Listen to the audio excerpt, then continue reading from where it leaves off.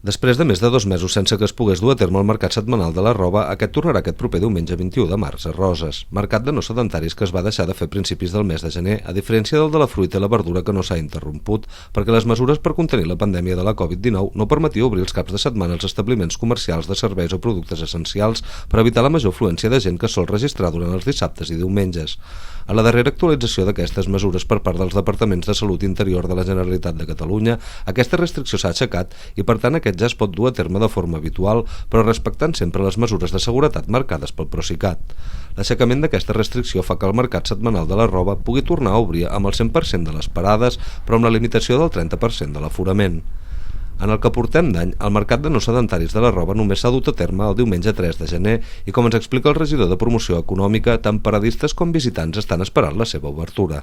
Hi havia moltes ganes per part dels comerciants de poder vindre, cada setmana ens ho preguntaven. També hi havia moltes trucades de gent de la comarca que ens trucaven volent saber quin dia fèiem el mercat un altre cop. Finalment, aquest diumenge podrem obrir el mercat de la roba i esperem que les parades puguin vindre totes i que la gent pugui comprar. Fèlix Llorenç no pateix perquè aquest cap de setmana superi la limitació del 30% de l'aforament, ja que recorda que es va ampliar la superfície que ocupa el mercat de la roba per tenir més espai i per augmentar la distància entre parada i parada. I un altre aspecte que també té en compte és que molts de visitants que rep són francesos i en principi amb la frontera tancada com està actualment, aquests no podran venir.